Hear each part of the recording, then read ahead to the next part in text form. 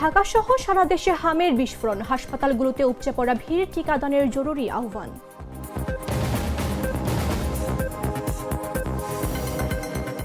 দেশের বাজারে নিত্য পণ্যের দাম ঊর্ধ্বমুখী, বৈশাখের আগে ইলিশের বাজার চড়া, চাপে নিম্ন ও মধ্যবিত্ত পরিবার।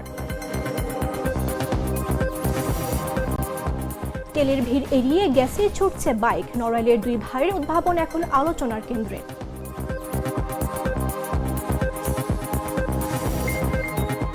মধ্যপ্রাচ্যে ৩৫ বছরের মার্কিন সাম্রাজ্যের পতন, পিছু হচ্ছে ওয়াশিংটন, ইরানের কৌশল ও জনবল বৃদ্ধিতে ঘাম ছড়ছে যুক্তরাষ্ট্রের। এবং ঢাকার শীর্ষ ক্লাব বয়কট, প্রিমিয়ার লিগ অনিশ্চিত, আলোচনার দাওয়াত বিসিবির।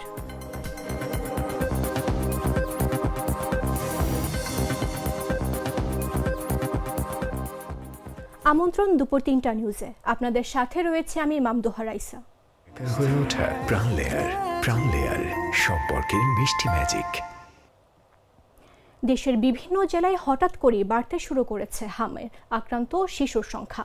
রাজধানী ঢাকা সহ সারা দেশে উদ্বেগজনক হারে ছড়াচ্ছে অত্যন্ত সংক্রামক এই ভাইরাস। সবশেষ তথ্য বলছে ইতিমধ্যে দেশের ৫৬ জেলায় ছড়িয়ে পড়েছে হাম। বিশেষজ্ঞরা আশঙ্কা করছেন দ্রুত নিয়ন্ত্রণ না করা গেলে পরিস্থিতি মহামারীর রূপ নিতে পারে। রাকিব হাসানের বিশেষ রিপোর্ট। মাত্র ৭ মাস বয়সী রিফাত, শরীর জুড়ে লালচে ফুসকুড়ি, শ্বাসকষ্টে কষ্ট পাচ্ছে। শিশু হাসপাতালের বেডে বাবার পাশে শুয়ে চলছে তার চিকিৎসা। কিছুদিন পরপরই দিতে হচ্ছে অক্সিজেন সাপোর্ট। একই ওয়ার্ডে পাশের বেডে আফিফ জান্নাত মায়ের কোলে কান্না করতে করতে ঘুমিয়ে পড়েছে। সন্তানের চিকিৎসা করাতে এসে ক্লান্ত পরিশ্রান্ত মা, চোখে মুখে উদ্বেগের ছাপ স্পষ্ট। রাজধানী সহ দেশে প্রায় সব হাসপাতালেই এখন এমন চিত্র। প্রতিদিন বাড়ছে আক্রান্ত শিশুদের ভিড়। ২৮ তারিখে নিয়ে আসছি, পরে বুধবার নিয়ে আসার পর এখানে ছিলাম, ওই বেডে ছিলাম, ২-তে ছিলাম, পরে ওইখান থেকেই আমার বাচ্চা হাম হয়ে গেছে। আমরা আগে নিয়ে আসছি, এখানে আসার পর র্যাশ আসছে বাচ্চার শরীরে, তখন বোঝা গেছে যে হাম হয়েছে। এখানে আসার পর আমরা আগেই আসছি নিউমোনিয়ার সমস্যা নিয়ে বাচ্চা। ৯ মাসের যে সময় ছিল হামের টিকা শুরু হয়েছে, ওই সময় আমরা টিকা কেন্দ্রে গেছি যে এই মাসে টিকা আসে নাই, আমাকে ডাক্তার বলছে, তার আমরা বাড়িতে এসে পড়ছি। এর পরের মাসও গেছি, পরের মাসও আসে নাই, তারপর আর দেওয়াই হয় নাই বাচ্চার টিকা। জ্বর, সর্দি, কাশি, চোখ লাল হওয়া এবং শরীরে লাল ফুসকুড়ি, এই উপসর্গ নিয়ে চিকিৎসা নিতে আসছে শিশুরা। যদিও শুরুতে চিকিৎসা পেতে কিছুটা ভোগান্তি ছিল, এখন পরিস্থিতি কিছুটা স্বাভাবিক হয়েছে বলে জানান অভিভাবকরা। ৯ মাসে যে টিকাটা পাবে, ওই টিকাটা মানে লেগে দেওয়ার আগেই মানে লেগে ওর গায়ে হাম উঠে গেছে। ৯ মাস হয়েছে, মানে 9 মাস ২৪ তারিখে মানে টিকা দেওয়ার ডেট ছিল, ২৪ তারিখের আগে, মানে ঈদের একদিন আগে এখানে ভর্তি। প্রথম জ্বর হয়েছিল, তারপর জ্বরের সাথে সাথে আর কি পাতলা পায়খানা হয়েছিল, পাতলা পায়খানা হয়ে মুখে গাও হয়ে গেছিল। তারপর হসপিটাল লাইনে ভর্তি করছি। তারপর জ্বরের ৪ দিন পরে আর কি এই শরীরে র্যাশ উঠছে, এখন আল্লাহর রহমতে সুস্থ আছে। সরকারি টিকাদান কর্মসূচির আওতায় ৯ থেকে ১৫ মাস বয়সী শিশুদের হামের টিকা দেওয়ার কথা থাকলেও বাস্তবতায় রয়ে গেছে বড় ফাঁক। বিশ্ব স্বাস্থ্য সংস্থার তথ্য অনুযায়ী গেল ২ বছরে নিয়মিত টিকাদানে ঘাটতির কারণে দেশে তৈরি হয়েছে ইমিউনিটি গ্যাপ, যা সংক্রমণ বৃদ্ধির অন্যতম কারণ। চিকিৎসকরা বলছেন হাম অত্যন্ত সংক্রামক, একজন আক্রান্ত শিশু থেকেই দ্রুত ছড়িয়ে পড়তে পারে অন্যদের মধ্যে। তাই সংক্রমণ ঠেকাতে সবচেয়ে কার্যকর উপায় টিকাদান নিশ্চিত করা। মিজলস অসম্ভব ছোঁয়াচে, তো মিজলস রোগীগুলোকে যদি আমরা জেনারেল ওয়ার্ডে ভর্তি দিই, তাহলে সেক্ষেত্রে স্প্রেড অফ ইনফেকশন বা ইনফেকশন ছড়ানোর ঝুঁকিটা অনেক বেশি, যে কারণে স্যারদের এবং ঊর্ধ্বতন কর্মকর্তাদের ডিসিশন মতে এই ওয়ার্ডটাকে আইসোলেট করে ফেলা হয়েছে। বিশেষজ্ঞদের মতে এখনই সমন্বিত পদক্ষেপ না নিলে পরিস্থিতি আরও ভয়াবহ হতে পারে। তাই টিকাদান জোরদার, সচেতনতা বৃদ্ধি, শনাক্ত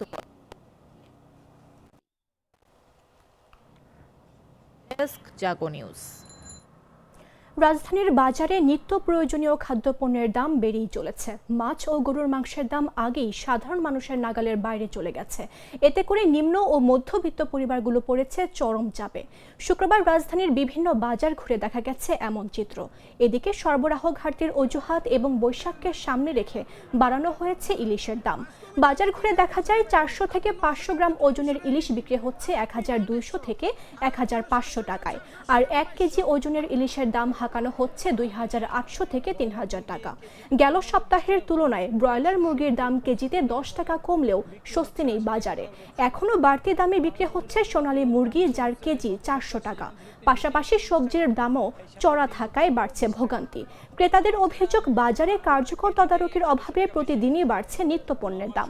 অন্যদিকে বিক্রেতারা বলছেন, তেল সংকট ও পরিবহন ব্যয় বৃদ্ধির কারণে তাদের বেশি দামে পণ্য বিক্রি করতে হচ্ছে। এমন পরিস্থিতিতে দ্রুত বাজারে নিয়ন্ত্রণে কার্যকর পদক্ষেপ না নিলে সাধারণ মানুষের কষ্ট আরও বাড়বে বলে আশঙ্কা সংশ্লিষ্টদের। কাঁকরোল হচ্ছে 180 টাকা কেজি, এটা নতুন আসছে, এটা দাম একটু বেশি। হ্যাঁ, তাও নড়াইলের লোহাগড়ার রাধানগর বাজারে তেলের লাইনের ভিড় নেই, বরং ছুটে চলছে গ্যাস চালিত মোটরসাইকেল, যা ঘিরে এ এলাকায় তৈরি হয়েছে ব্যাপক কৌতূহল। জ্বালানি সংকটে যখন দেশ চাপে, তখন দুই তরুণের ইলেকট্রনিক মিস্ত্রির উদ্ভাবন এনে দিয়েছে নতুন সম্ভাবনা। সিলিন্ডারের গ্যাসেই চলছে বাইক, কমেছে খরচ, সেই সাথে পাম্পে দাঁড়িয়ে তেল নেয়ার নেই ভোগান্তি। স্থানীয়দের বিস্ময় আর আগ্রহের কেন্দ্রে এখন এই ব্যতিক্রমী উদ্যোগ। নড়াইলের প্রতিনিধির পাঠানো তথ্যচিত্রের বিস্তারিত জাগর এক্স রিপোর্টে। 1 লিটার গ্যাসে 40 যাচ্ছে। পেট্রোলের চেয়ে আমার গ্যাসই ভালো। নড়াইলের লোহাগড়ার রাধানগর বাজার সাধারণ এক বাজার হঠাৎই হয়ে উঠেছে কৌতূহলের কেন্দ্র। কারণ এখানে তেলের লাইনে দাঁড়াতে হয় না, চোখের সামনে ছুটে চলে গ্যাস চালিত মোটরসাইকেল। মধ্যপ্রাচ্যের যুদ্ধের প্রভাবে দেশে জ্বালানি সংকট যখন তীব্র, ঠিক তখনই ব্যতিক্রমী এক সমাধান হাজির করেছেন দুই ভাই। পেশায় ইলেকট্রনিক মিস্ত্রি, তাদের হাতেই তৈরি হয়েছে গ্যাস চালিত এই মোটরসাইকেল, যা এখন স্থানীয়দের আলোচনার কেন্দ্রবিন্দু। আমি কখনো দেখি নাই যে গ্যাস সিলিন্ডারে মোটরসাইকেল চালানো যায়, আজকে দেখে অবাক। গ্যাস দিয়ে আমরা শুনেছি যে মোটরসাইকেল চলছে, এখন আমাদের চোখের মাঝেই দেখতেছি যে গ্যাস দিয়ে নাকি মোটরসাইকেলও চলে। জীবনে দেখি যে মোটরসাইকেলের সিলিন্ডার ফিট করে মোটরসাইকেল রানিং করেছে। আমার নিজের একটা গাড়ি ঘরে পড়ে গেছে, তেলের অভাবে চালাতে পারতেছি না। ছোট ভাই জীবন শেখ 4 বছরের অভিজ্ঞতায় ইলেকট্রনিক যন্ত্রপাতি মেরামত করতে করতেই মাথায় আসে ভিন্ন কিছু করার ভাবনা। সেই ভাবনা থেকে গ্যাস সিলিন্ডার থেকে পাইপের মাধ্যমে পরিবর্তিত কার্বোরেটরের সঙ্গে সংযোগ দিয়ে পুরো মোটরসাইকেলকে চালানো হচ্ছে গ্যাসে। প্রথমে বড় সিলিন্ডার ব্যবহার করা হলেও এখন তারা কাজ করছেন ছোট বহনযোগ্য সিলিন্ডার বসানোর দিকে, যাতে সহজেই চলাচল করা যায়। আর সেটি হতে পারে পরবর্তী বড় পরিবর্তন। আমার যে মডিফাই করা আছে, ধরেন কি যে ডাইরেক্ট যদি আমি লাইন দিতাম তাহলে তো আর কি যে আমার গ্যাসে আগুন ধরে যেত, কিন্তু আমার সে লাইন করা নাই, যে আমি আরো 1 সপ্তাহ ধরে আর কি যে গাড়ি চালাচ্ছি, কোনো সমস্যা আমি পাই নাই। বড় সিলিন্ডারে চলতে সুবিধা হচ্ছে, কারণ কি যে 2 জনের বেশি 3 জন হচ্ছে না। ওটা দিয়ে আপাতত চেক করা হচ্ছিল যে কাজ হচ্ছে কিনা, তা ওটাই সাকসেস পাইছি। এর জন্যই ছোট ট্যাঙ্কি করা হয়েছে, যেটাই গ্যাস সেটাই করবো, এটাতে ট্যাঙ্কি করবো। এদিকে মোটরসাইকেলটি দেখতে প্রতিদিনই ভিড় করছেন বিভিন্ন কণ্ঠেও মিশে গেছে বিস্ময় আর প্রশংসা। সংকটের সময়ে এই ছোট উদ্ভাবন বড় প্রশ্ন তুলছে, বিকল্প জ্বালানির পথে কি এগোতে পারবে বাংলাদেশ? নড়াইলের এই দুই ভাই যেন সেই প্রশ্নেরই বাস্তব উত্তর খুঁজে পেয়েছেন। নিউজ ডেস্ক, জাগো নিউজ। আমি তো মশলা বদলে ফেলেছি, এবার আপনিও বদলে ফেলুন। একবার প্রাণ গুঁড়া মশলা ব্যবহার করেই দেখুন। জানাবো আন্তর্জাতিক সংবাদ।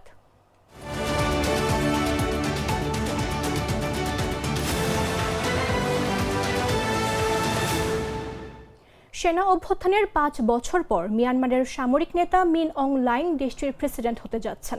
নবনির্বাচিত সংসদ, যা মূলত তার সমর্থকদের নিয়ে গঠিত, তাকে প্রেসিডেন্ট হিসেবে বেছে নেয়।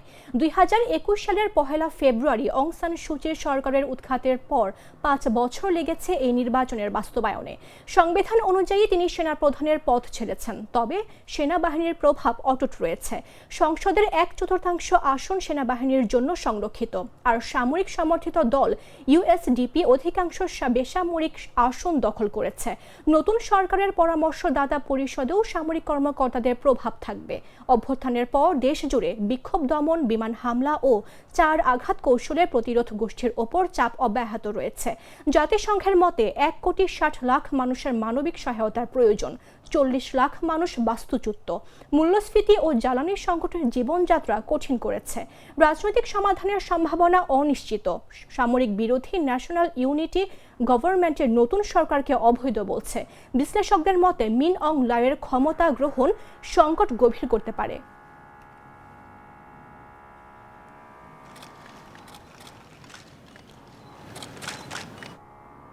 মধ্যপ্রাচ্যের সামরিক সংঘাতের কারণে ইউরোপে জ্বালানি সরবরাহ বন্ধ। তবে ফেব্রুয়ারি থেকে মার্চ পর্যন্ত রাশিয়ার এলএনজি সরবরাহ রেকর্ড উচ্চতায় পৌঁছেছে। ব্রুগেলের তথ্য অনুযায়ী জানুয়ারি থেকে মার্চে ইইউ প্রায় 6.8 বিলিয়ন ঘনমিটার এলএনজি আমদানি করেছে, যা এক বছর আগের 5.7 বিলিয়ন তুলনার বেশি বৃদ্ধি। মার্চে ইউরোপে রাশিয়ার এলএনজি সরবরাহ 2.46 বিলিয়ন ঘনমিটার, যা সর্বোচ্চ। যুক্তরাষ্ট্র ও ত্রিনিদাদ টবাগো থেকেও মার্চে সরবরাহ 8% বৃদ্ধি পেয়ে 8.3 বিলিয়ন ঘনমিটার হয়েছে। বছরের শুরু থেকে ইইউ আফ্রিকা ও মধ্যপ্রাচ্য থেকেও যথাক্রমে 4.2 ও 2.5 বিলিয়ন ঘনমিটার এলএনজি আমদানি করেছে। ইউরোপীয় ইউনিয়ন জানিয়েছে 2027 সালের মধ্যে রাশিয়ার এলএনজি এবং পাইপলাইন গ্যাস আমদানি ধাপে ধাপে বন্ধ করা হবে। রাশিয়ার প্রেসিডেন্ট ভ্লাদিমির পুতিন উল্লেখ করেছেন, ইউরোপের বাজার ত্যাগের পরিকল্পনার কারণে তারা সরবরাহ অন্য ক্রেতার কাছে ঘুরিয়ে দিতে পারে। এই রেকর্ড সরবরাহ সত্ত্বেও ইউরোপের দেশগুলো রাশিয়ার গ্যাস ছেড়ে বিকল্প উৎস খুঁজছে।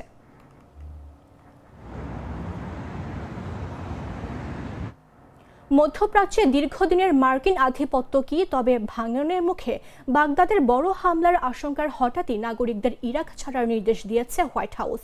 একসময় নিরাপদ গ্রিন জোন এখন আতঙ্কের কেন্দ্র। ইরান ঘনিষ্ঠ গোষ্ঠীর শক্তি বৃদ্ধি, ড্রোন হামলার ঝুঁকি আর কৌশলগত চাপ সব মিলিয়ে ওয়াশিংটনের অবস্থান এখন রীতিমতো অসহায়। তাহলে কি বদলে যাচ্ছে মধ্যপ্রাচ্যের শক্তির মানচিত্র? বিস্তারিত তুষার ইসলামের বিশেষ রিপোর্টে। মধ্যপ্রাচ্যে দীর্ঘ 3.5 দশকের একচ্ছত্র আধিপত্য কি? তবে খাদের কিনারে ইরাকের বর্তমান রণক্ষেত্র আর ওয়াশিংটনের কম্পমান নীতি অন্তত সেই ইঙ্গিতে দিচ্ছে। রাজধানী বাগদাদে বড় ধরনের রক্তক্ষয়ী হামলার আশঙ্কায় মার্কিন নাগরিকদের অবিলম্বে ইরাক ছাড়ার নির্দেশ দিয়েছে হোয়াইট হাউস।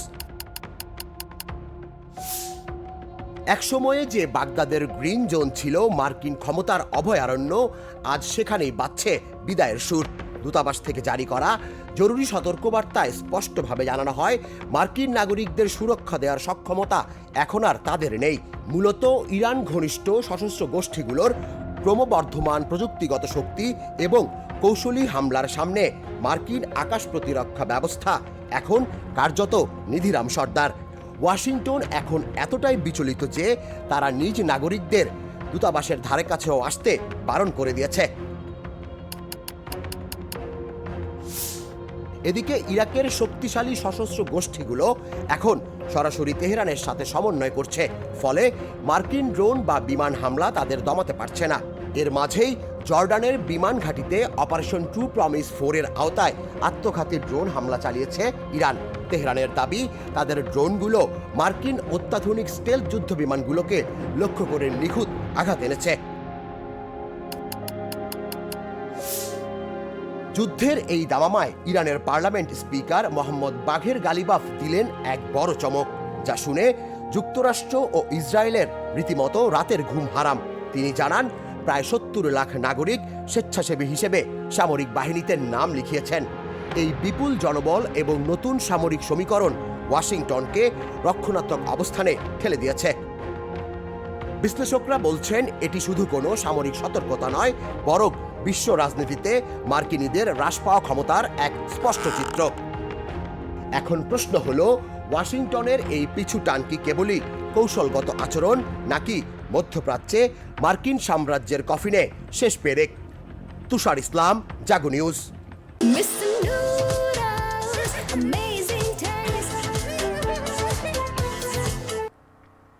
সংবাদ শেষ করব খেলার খবর জানিয়ে।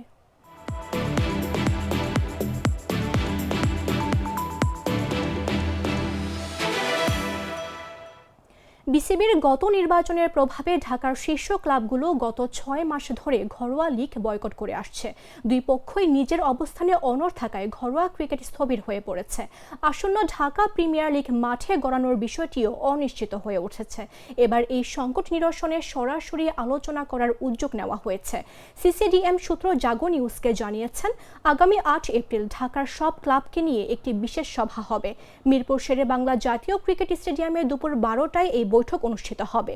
প্রিমিয়ার লিগ মাঠে গড়ানোর জন্য ক্লাবগুলোকে এক টেবিলে আনতে এটি বিসিবির প্রথম বড় পদক্ষেপ। এর আগে আগামী 5 এপ্রিল তৃতীয় বিভাগ ক্রিকেট আয়োজনের জন্য ক্লাবগুলোর সঙ্গে মিটিং করা হবে। ঢাকা লিগ সময় মতো না হওয়ায় সাধারণ ক্রিকেটারদের মধ্যে হতাশা বিরাজ করছে, কারণ এ লিগ তাদের আয়ের গুরুত্বপূর্ণ উৎস।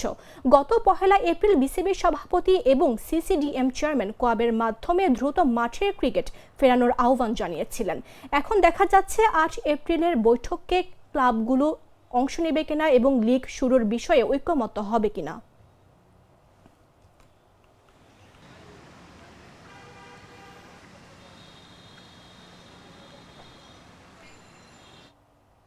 সংবাদ শেষ করার পূর্বে শিরোনামগুলো জানিয়ে দিচ্ছে আরও একবার।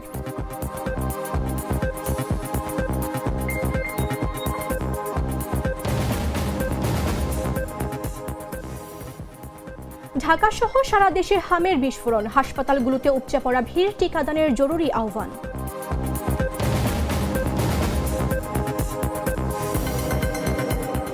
দেশের বাজারে নিত্য পণ্যের দাম ঊর্ধ্বমুখী, বৈশাখের আগেই ইলিশের বাজার চড়া, চাপে নিম্ন ও মধ্যবিত্ত পরিবার। তেলের ভিড় এড়িয়ে গ্যাসে ছুটছে বাইক, নড়াইলের 2 ভাইয়ের উদ্ভাবন এখন আলোচনার কেন্দ্রে।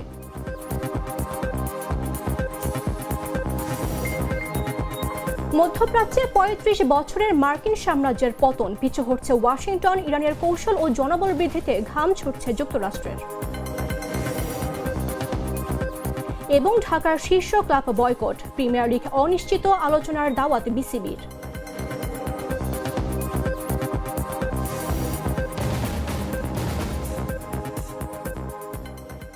দর্শক, এই ছিল এখনকার মতো। প্রতি মুহূর্তে সর্বশেষ খবর জানতে ভিজিট করুন jagonews24.com। ফলো করুন আমাদের ভেরিফাইড ফেসবুক পেজ এবং সাবস্ক্রাইব করুন জাগো নিউজের ইউটিউব চ্যানেল। ধন্যবাদ সবাইকে।